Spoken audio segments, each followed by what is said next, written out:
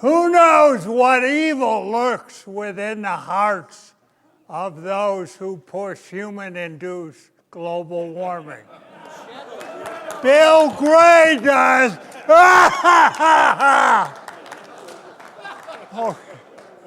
Okay, I'm going to tell you what this, in my view, this is, I follow what Senator Inhofe says. I believe it very much. This probably is the greatest hoax ever perpetrated on the American people. And it goes on, and I'm going to try to get, I'm a meteorologist. I've been working my ass off in the field for 58 years or so. So I should know something. I'm an old guy.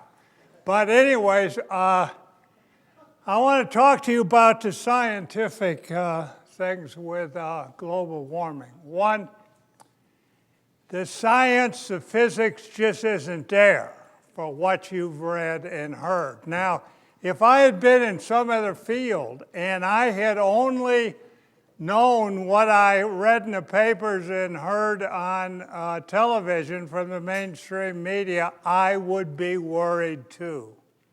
But I've been around down in the trenches too long to worry about it.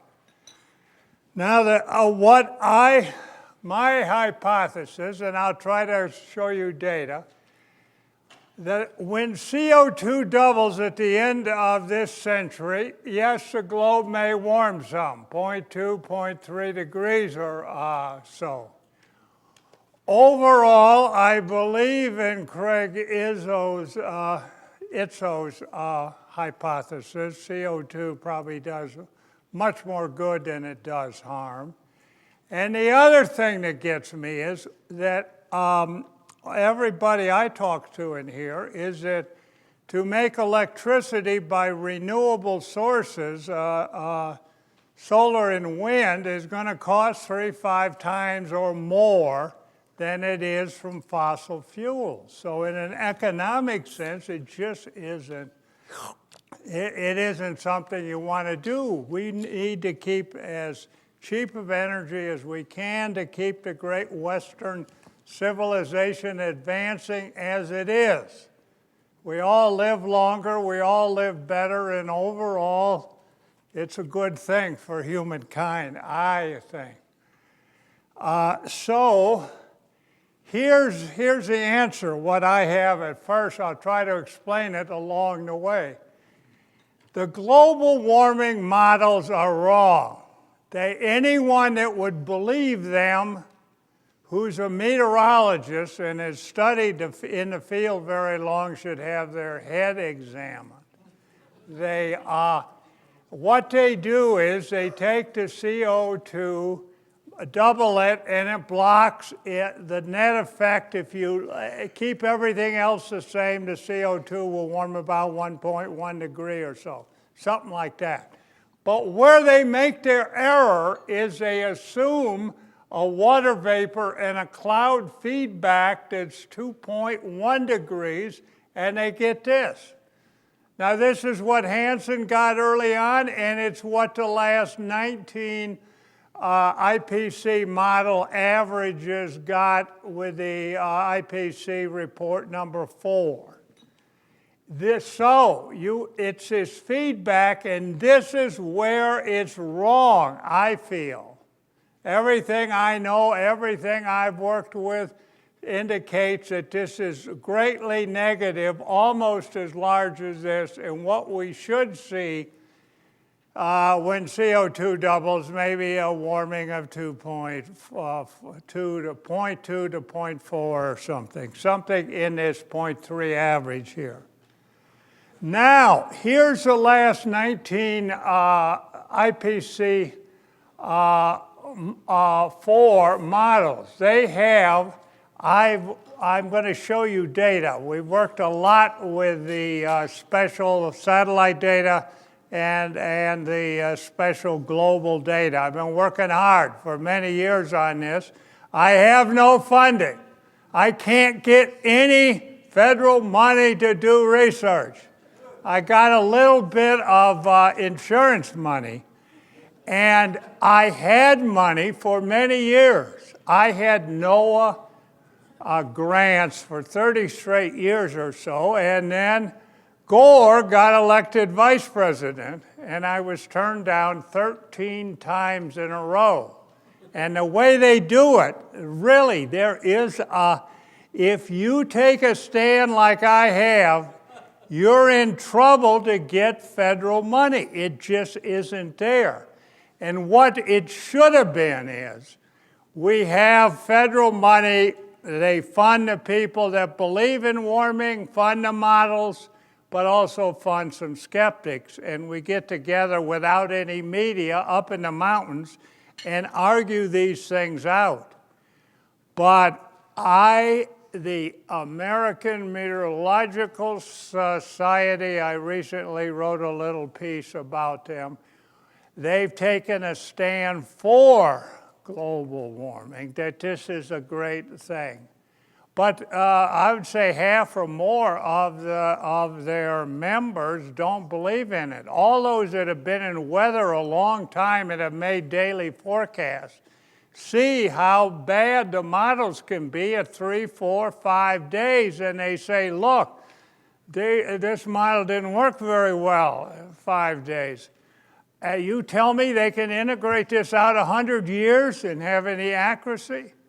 Also, the global models, if they had confidence in what they do, they would issue a 1-year forecast, 2, 5 years, where we could verify it. No, they don't do that. They wouldn't dare do that because they know they don't have any skill. So what do? They go 100 years and they won't do shorter range forecasts. They are terrified of real verification, and they won't argue the issue with you. We've all heard it's all satisfied. It's all been solved. They know the scientific answer is in. The last thing it is it's not in, and if it was in, it wouldn't agree with what they say. So anyways, here's what these 19 models, they have, if you double CO2, you get an extra warming beyond what the CO2 does is about 2 degrees C. What we observe, there's a slight negative with this. They have the clouds as a positive element. We find when it rains and you get more clouds, the albedo off the top of the clouds is larger than the blocking of IR energy underneath. They have the albedo. We have the albedo as a negative thing. They have a lapse rate thing that due to their great warming in the middle troposphere that Fred Singer talked about that isn't there. Anyways, if you look at all these models, the net effect of all these is about a 2-degree warming. What we come up and what we think is that it's negative, about minus 0.8. If we go further, the science of it is not going to verify. But they don't want to talk about it. I'll argue with anybody in the field. They won't argue with you. They said it's all been solved, or they ignore you, or they just leave you alone. They don't fund you. They think you're going to go away and not raise hell. No. But every time they turn me down, I get more mad and more determined to fight this damn thing because it's a big fraud. It's a fraud that I, spending all my life in the field, working hard, can't get a goddamn $50,000 grant when there's millions going for the warmer people. It's just not right. Anyways, so maybe I'll get more, anyways, I want to show you something. Now here's a global budget. We did a global budget of the tropics. This would hold, but with smaller numbers for the globe too. But let's say, just look at these numbers. You don't have to worry about these numbers. This is what 1 watt per square meter is. 100 watts will warm the troposphere about 1 degree a day if you had 100 watts of it. So let's just look. Up to now, we think we're about a third of the way to a doubling of global warming and about a third of the way to the energy blocking of long wave to space, which is considered with a doubling about 3.7 watts per square meter. We're 1.3, 1.4. Now, that's the magnitude of this, but here's what comes in. Every day in the tropics, say, the solar effect, 399 units. That's equivalent to warm the troposphere 4 degrees a day. But of course it doesn't warm that. We have IR and albedo going back at this. We have the tropics getting excess energy at the surface. We have about 215 watts per square meter coming in. We have the IR energy in, out, the net effect here. We also have evaporation from the surface, which is quite large. Now contrast that with 1.3. Do you think this 1.3 is dominating over the whole thing when changes can occur in all these other elements? You have this, if the outgoing energy varied 1%, it would be quite large compared to this. Any of these things, all these effects can change and dominate. We have global greater rainfall, less rainfall. All these energy fluxes are going on. They're not steady. What the CO2 people say, if you block CO2 and keep everything else the same, then this will happen. Well, everything else is not going to be the same.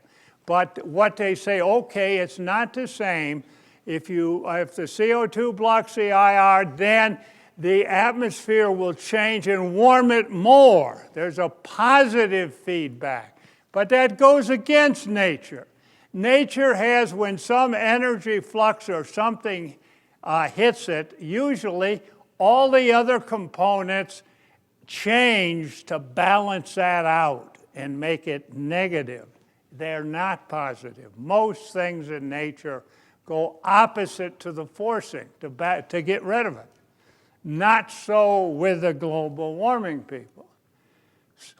So now, I want to talk about prediction, global prediction. I've been around, I remember, I was out forecasting before the satellite, before numerical prediction came on, down and dirty in the Azore Islands for a number of years with transatlantic planes coming across in the Air Force, and we had to forecast and so on. And it was a tough job, damn tough, just to forecast 1-2 days in the future and make wind factors for the planes and things.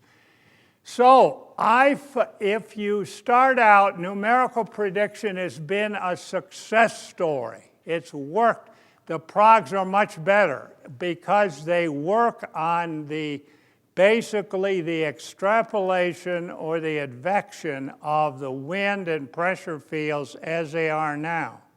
Now you can advect and extrapolate those along and do pretty damn well out 2, 3, 4, 5 days. But when you get to about 10 days or so, you have all these other, you can't just advect. You've got the energy components, the condensation heating, the evaporation cooling, the cloud-free radiation, the air-sea interaction flux. All these things come in all kind of complex ways. And it's a can of worms. And you tell me you can go forward? No, you can't. The best forecast unit in the world is the ECMWF, the European Center for Medium Range Forecasting. They're a terrific group. They don't work on global warming, thank God. They're smart enough for that. But they have shown recently, and it's a great success story, that they can verify skill at 10 days. They can make a forecast skill. that actually goes out to 10 days. Beyond this, the chaos, the turbulence, the nonlinear interaction, the turbulent bursts that occur here and there when convective systems blow up and all that, it's just a can of worms. You can't forecast that. If they could, they would do it. They would show a 6 months forecast or a year or 2 years. They don't show any of that. They won't publicly do it because they know they don't have skill. Now, here's a summary of what it is. You have all these modeling, there are 20, 30 around the globe. They all go to, they're all getting funding, tremendous funding, and they all go to meetings together and they verify each other's proposals. They review each other's publications, and it's a nice, big, happy club. And it circulates around, and the press loves them. They have horror stories. It makes good stuff. And they circulate around like this, and they're spiraling down into turbulence and chaos, alarmism. Here, between them and the real world, here's a real climate world. Between them is this reality barrier. And here's what the public and people really want to know. Here's what's really going on. They have no part of it. They say they do, but it's not realistic. You can't predict climate, period. It will never be done. Chris Essex said, we just don't know how to do it yet. Chris, you'll never figure it out, I'm sorry. Chris has well demonstrated all the mathematical and technical problems of it. But God, there's a hell of a lot of physical problems that you didn't talk about. Okay, all right. Anyways, okay, here's what's happened. The government has says this money, it all comes this way. None of it comes this way. If the government was really interested in getting at the answer, they'd fund people like this. We would meet these guys in the mountains and argue it out and come to something. Doesn't go that way. They want to stop it. They can't stand any skeptics because they know they don't have the stuff. They're pulling this wool over our eyes because it's the governments like it. They can control our lives. They're trying to scare us into following them into renewable energy because their people believe that that's the way the world should go and we'll all be better off for it. I like a statement that James Dillingpole of England said. What does an evil person do? He doesn't get up in the morning and say, I'm going to be evil today. He said, I'm going to go out and help my fellow man in a way that will make them better. That's what he does. So anyways, now, how do we get around this problem? I have a way. I've been meaning to write Senator Inhofe of Oklahoma and propose this, and I hope Fred Singer and all of you influential people, Art Robinson and everything, will take this over. I'm convinced that if we had an honest examination of the problem, the global warming would go away. You know why? Because the evidence isn't there. Now, everybody who believes in it are all on the take. They're all getting money. You don't expect this group, where the government is funding them, all the labs, that they're going to say, no, we're wrong. You'll never get an honest answer out of them. Even the ones that don't believe it themselves won't, because their colleagues will jump on them and you lose friends. I grew up with all these meteorologists. I went to the University of Chicago and I know all the modelers pretty much are the older ones. You lose all your friends. You don't get money. They say, I'm in it for the money, the fossil fuel industry's funding me. I never have had a cent from the fossil fuel industry. There are some of us that just don't believe it. I mean, is there a law against not believing it? Yes, there's a practical law, yes. Anyways, so what I propose, if there's a lot of good scientists who are retired, early retirees in their 60s, 70s that know a hell of a lot. They're smart people. And I say if we could get groups of them, 12, 15 or so, maybe 20 or so, in various groups, fund them 3 months, give them where they could go to a nice location with their families and sit and study this problem, and bring in the modelers, the people for it, the people against it. Give them time to study this. They have no axes to grind, and then after 3 months or so, have them talk it over, write a report, and have a number of these groups, a number of maybe 15, 20 of them. Wouldn't cost that much compared to what they're dumping in on global warming now. And I bet if we were just honest, bring people like me, people like the modelers and all that for it in, let them hear both sides of it, let them read what they've said, and let them, impartial people like a jury, the Anglo-Saxon way to justice, the best way you do it is to have a jury and hear arguments on both sides. But we've never heard that. We've only had them on one side. And have them argue and come forth for it. I think we would find that the science will reject the global warming hypothesis. We don't have to worry about it. Just be honest. Just be honest. We have honest, good people in our country that have spent their lives in science or engineering or some other field that are loyal enough that they'll give us our best judgment. We put people's lives at stake when we have our jury system for murders and things.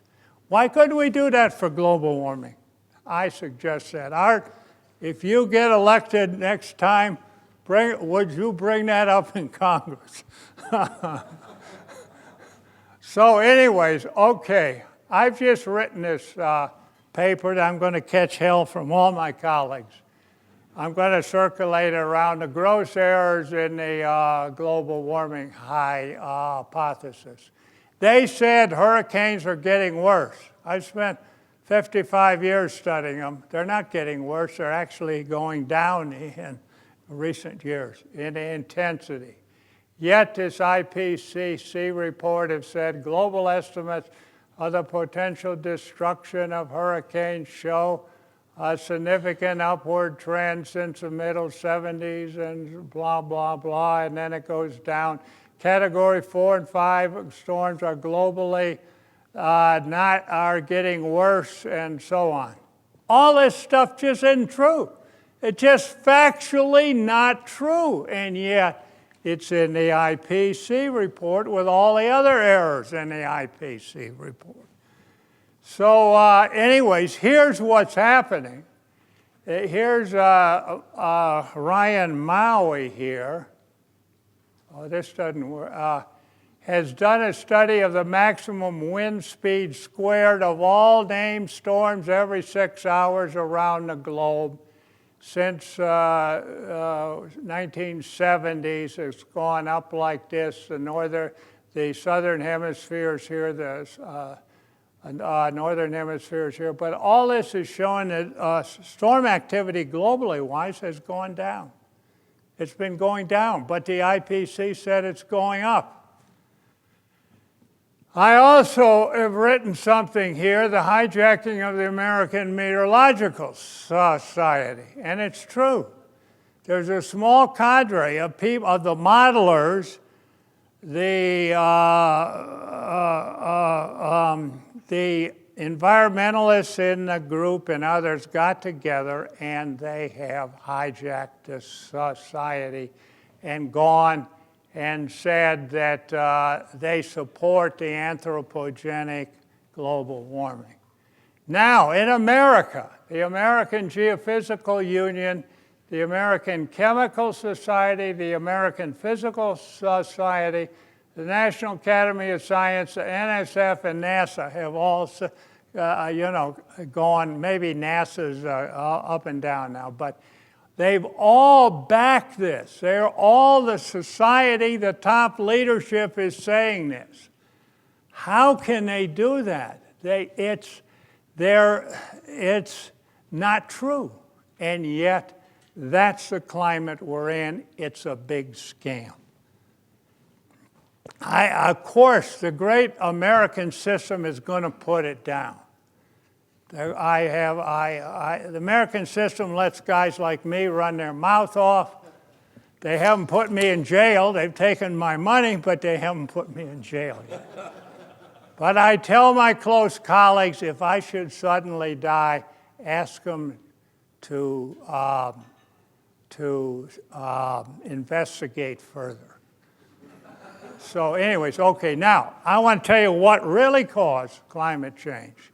In my view, this is my view, it's not CO2. The radiation has been emphasized much too much. There's the as Fred Singer said, there's the external, which is the radiation. There's the internal, which is the ocean business.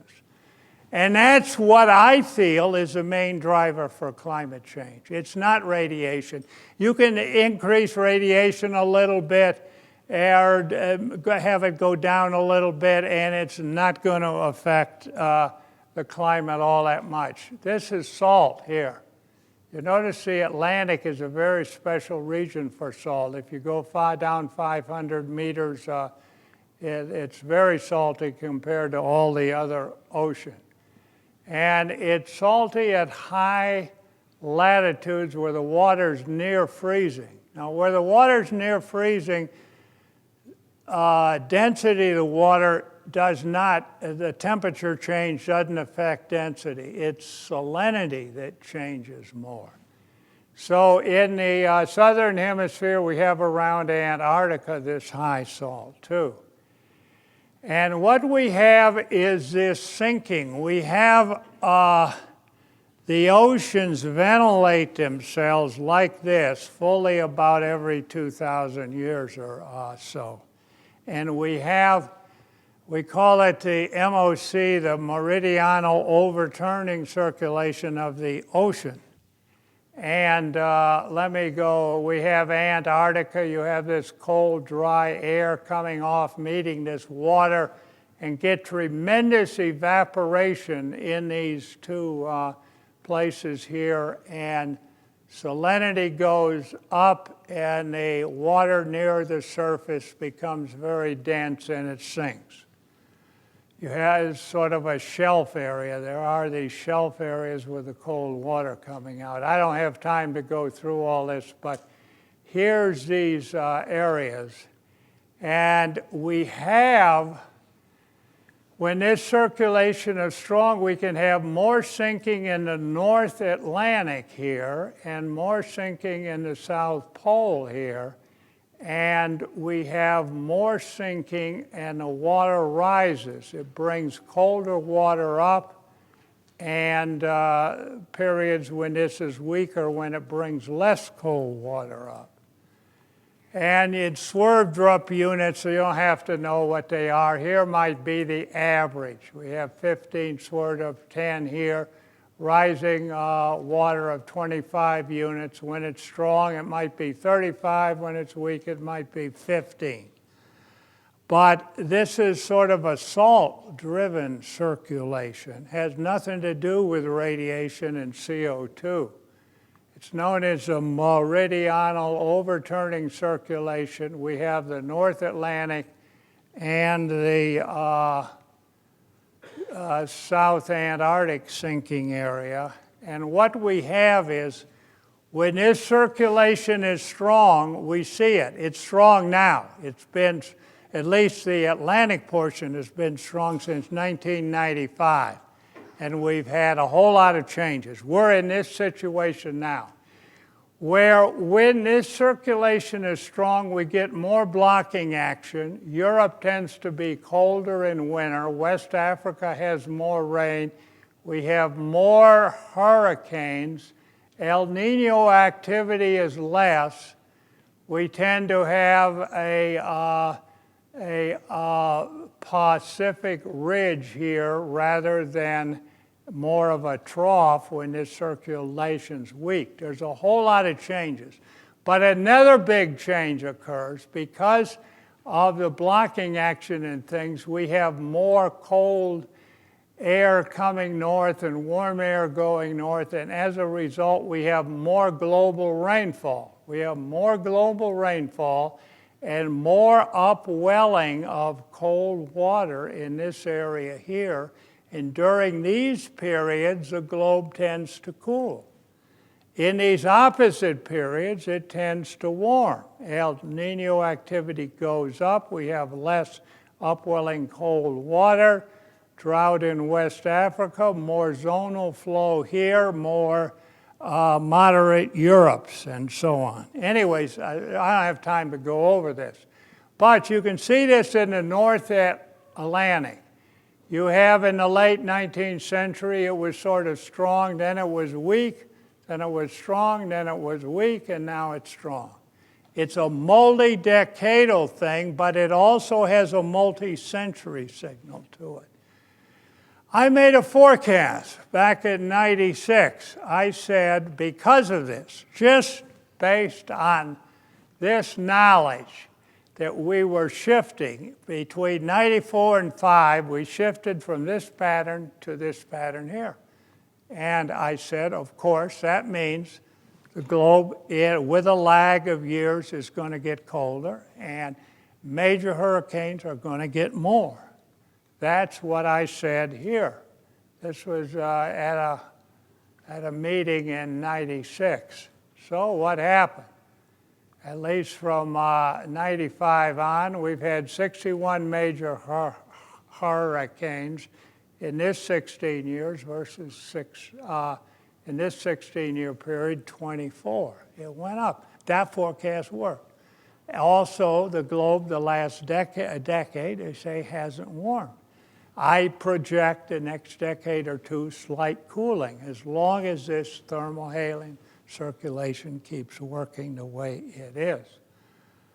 So now, what's happened? If we look at the long-term point of view of temperature, there were talks of the Ice Age coming out here in 1910 and 12. The globe was cooling. Everyone was projecting more cooling. We've been in the Holocene 10,000 years. Time the next Ice Age to come in. They were talking about that, 1910 and 12, if you've been around. Now, then what happened? As soon as all this, they were extrapolating this, they went here, and the globe warmed up to 1940. In 7th grade, I gave a report to my class, the coming warming of the globe. Although we were in the Second World War, we're going to win that war, it looks for sure now, but we're going to live in a period of the Dust Bowl and everything else. Things are going to go because they were extrapolating this warming curve up here. Then it started to cool. And then everybody remembers, you all are all old enough to remember the Ice Age coming in the 70s. They were extrapolating this, then it began to warm. Now everyone's saying, we're extending this, but no, we're going to go this way. So, however, there is a long century curve to it. And how we have this century curve due to the net slowdown of the MOC between the 19th and the 20th century. That explains us coming out of the Little Ice Age. Yes, there have been a long term. This circulation has weakened. We haven't had as much upwelling over the globe in the last 100 years, cold water upwelling, and as much rain. As a result, the globe has had a slight warming trend. Now,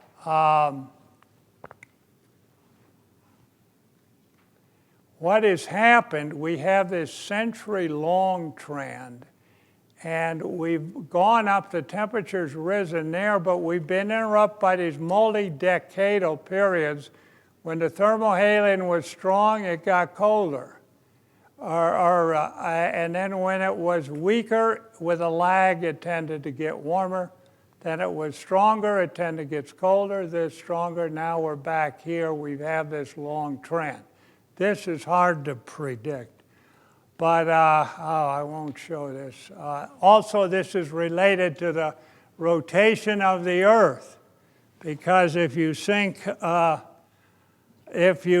water at high latitude where the rotation arm is smaller and upwell it where the rotation leg of the Earth is high, you've got to supply momentum to this upwelling water, and the Earth does that by slightly slowing down. This is too involved to talk about much now. However, what I envisage is, in the 19th century, we had a stronger thermohaline circulation.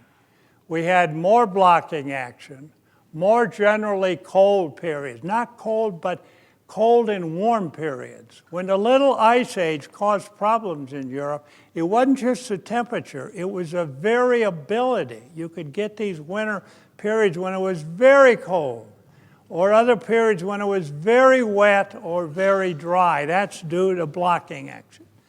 And anyways, this period, now the 20th century, was more like this and got warmer. We have Broker and others have said a major reduction in the Southern Ocean deep water production during the 20th century from the high rates during the Little Ice Age has occurred. I think this is a reasonable hypothesis for most of the climate change that we've seen. And I won't talk about upwelling. We have mixing of this cold water. It mixes slightly less saline water will rise, and over a long time, multi-century, you can get the upper global surface to be a little less saline and a little more saline over century scales, and that's during the medieval warm period. We were in this period when the thermohaline was very weak, and we had this very favorable Western Europe and so on. I think this is the explanation we should have with climate change. There's some evidence from this that in this period of the 19th century, the salinity around the world, or at least in the West Pacific and other places, was higher. It's been lower in this century. Anyways, I think, so that's what I want to say. I think that's the primary thing that has caused climate change, not radiation. What I have? 2 more hours. I need 2 more hours. All the rest speakers are canceled. No. Anyways, we've been working a lot with this international satellite cloud climatology thing. I have, without any money, I have a retired NOAA colleague of mine, Barry Schwartz, who works for free. I work for free. So anyways, yeah, I don't mind working for free. I've earned my retirement. It's just that I need we put out these seasonal forecasts, and I have a small staff of 2 people, and I've got to pay them a little bit, and that's where the trouble is. Anyways, we've been doing a lot of work. We've used this satellite data to look at the albedo IR and the reanalysis data, combine the two. We look at different areas of the globe where it rains more and rains less, and looking at things, we find, here's a new finding. When these areas of where it rains, we find the albedo goes up more than the IR goes down. Everybody knows when it rains and you got cloudy, the IR loss to space is less. But they don't know the albedo loss to space is greater than the IR goes down, and so on. We've been playing with a lot of effort here. And here's one of the main troubles with the models, you see. The models assume this. They assume that as it rains more, the upper troposphere gets moisture. It doesn't. They don't have a cloud model. If you have a cumulonimbus cloud model, the mass goes up, it rains, the efficiency of the rain is higher, but the mass is up there and it sinks. And when it sinks, it dries. So these areas of heavy rain, if you go a few hours later, you find that this whole area is not moisture because of the rain. It's drier. And that just knocks the whole water vapor feedback of the models to smithereens. There's nothing there. So this is what really happens. You get these clouds and you get the return flow from the cumulonimbus clouds drying out stuff. The emission level slightly goes down and you let more energy to space. Also, the clouds have more albedo off the top. The way the modelers do it, they have, as the rain goes up, they have the moistening in the upper troposphere goes up. They don't have the albedo going up. They have this blocks. So the net effect of rain is to reduce the energy to space, and that's the positive water vapor feedback loop that isn't there. Now, if you just look at the upper troposphere, if you take a parcel at 200 millibars or 40,000 feet, reduce it to 30,000 feet, have it saturated at 200, bring it down, what's the relative humidity at 300 or 30,000 feet? Only 14%. There's a tremendous gradient of moisture, saturated moisture in the upper troposphere. So anytime you have cumulonimbus clouds go up and return, they dry. So, and the measurements show that. The relative humidity at 300, the specific humidity, everything around the rain areas shows the moisture going down, not up, as they say. If you look at the long term, of course, they argue how good the vapor is, but at these levels, 30,000, 24, 18,000, the general over since about the late 60s, the data indicates the upper level moisture is going down. And anyways, now one thing. Here is, I don't have much longer, but here's Hansen's first model that he went to Congress and briefed Congress on in '88. His model, when he doubled CO2, he assumed the vapor in the upper troposphere went up 50%. The relative humidity went up 6%. Of course he got warming. If you put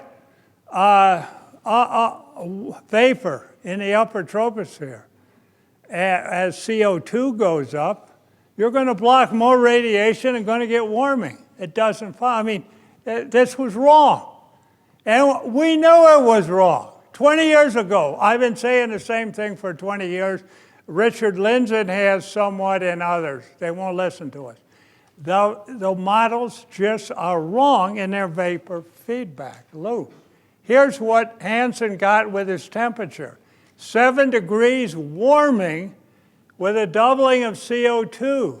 Fred showed some of that. There's no warming much going on, a little bit, but not much. They're bad. Here's the curve that Fred showed, only I put it vertical. The models show warming and the data doesn't. So the trouble rests was this famous report that came out in 79, the Charney report, that said as the globe warmed, relative humidity would stay the same. So anytime you warmed, vapor had to go up. Now that's pretty true in the lower troposphere, not in the upper troposphere.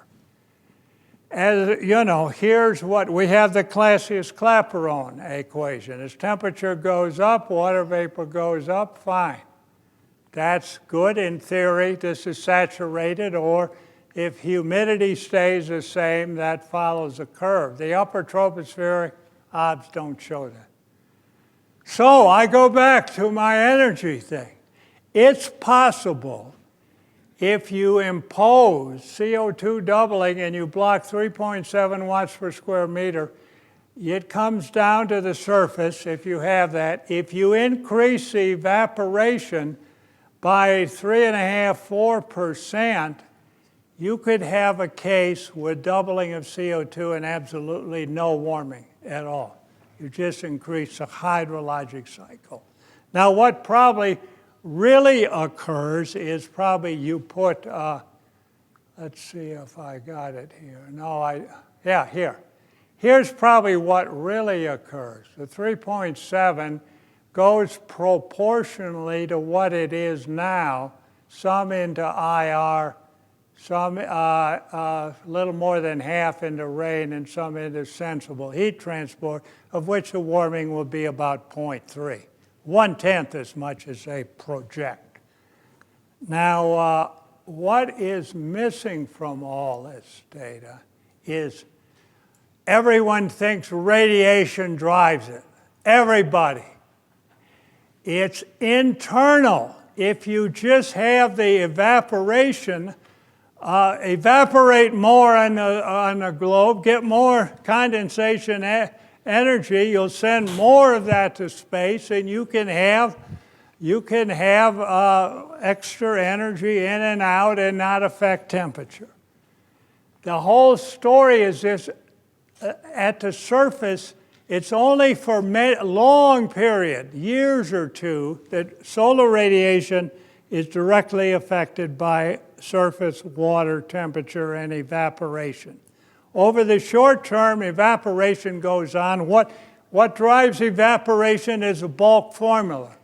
This thing, what drives evaporation in centimeters per day, is this bulk formula. It's mainly the wind and the saturation of the water at the water temperature and the air. What's that?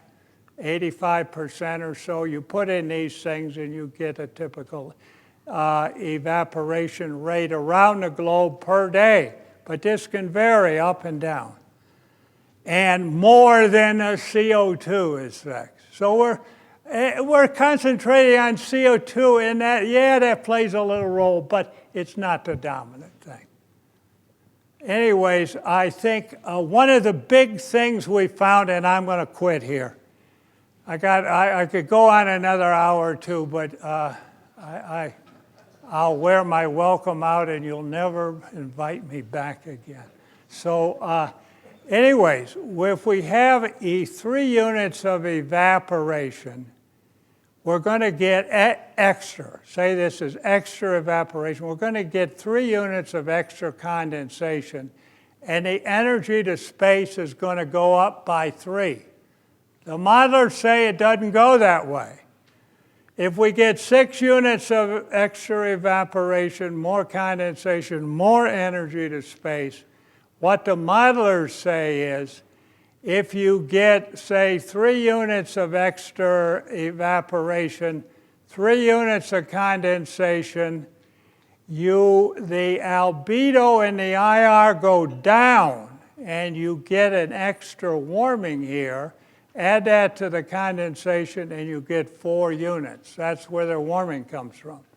What we observe more, 3 units of extra evaporation, 3 units of condensation, but there's more loss of energy to space of roughly 3 units, and there's no warming or cooling. So, let's see, what do I have?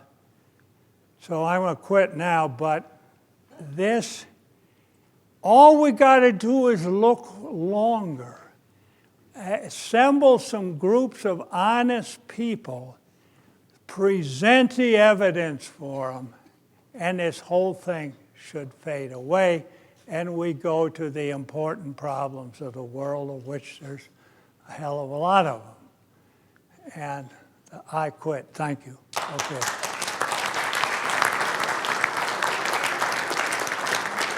Okay, now, Howard, are you ready to ask? I want to say something. He's one of my heroes. He's a terrific guy. He writes this thing every 3 or 4 weeks. Yeah, it's every month. And he knows more than anybody. If I had federal money, I would be funding Howard. Leave him alone. Let him do what he wants to do. And don't make him have to sell books and stuff. Anyway, I wish I had money to fund you, Howard. Well, thanks. Anyway, you mentioned that the American Physical Society and the American Chemical Society, National Academy of Sciences, and so forth have all endorsed the IPCC. Now, at the risk of sounding a little bit too much like our Latin scholar, Fred Singer, what I'd like to do is to point out that Caesar had this thing almost correct, at least as far as the IPCC is concerned, and all those other groups. What they have all said was, I came, I saw, I concurred. No, I came, I saw, I conquered. They No, conquered no, no, the no, money. no, They wait. conquered the money. No, they concurred. They simply agreed. Okay. Anyway, as to this argument about positive and negative feedback, all of us in here, and I've met some of you and some of you I haven't met, we've all shared an experience, kind of an unpleasant one. Somebody was in charge of the sound system and they managed to get the microphone a little bit too close to the speaker and it screamed. And of course, they'd shut it down. But if you would leave that microphone there, leave the room, and be gone, it would still be screaming. It would scream for years and years and years. And that is the nature of going into a positive feedback loop, that it just persists. In electronics, we say it hits the rail. And for all these people who are worried about going up and hitting the rail with CO2, any more CO2, and the Earth heats up just terribly, you know, CO2 has been much higher, like 10 and 20 times as high in the past, and we never hit that rail. Yeah. QED. Yeah, that's what. Yeah, my daughter, who's a geologist, tells me that in the Cretaceous period it was 15, 20 times higher, and the dinosaurs loved it because they had all this extra vegetation that Craig Itzo talks about to feed on. Sir, I had a quick question. I presume that your estimates on albedo change are consistent with Ramanathan's measurements and those sort of things. I just wondered do you have any comments on how cloud cover might change with temperature or CO2? I I don't think it'll change much. I mean, what we're talking about, even with CO2-induced warming, things don't change much. I mean, the basic energy budgets are going to be there. I don't think clouds are going to change much. We don't know enough to say whether they'll change or not. Yes, sir. Incidentally, I'm in the American Physical Society as a fellow, and not all of us agree with that position. Yeah, I know that. I know there's internal arguments in all these societies. And you people who oppose it are going to be verified, I think, in time.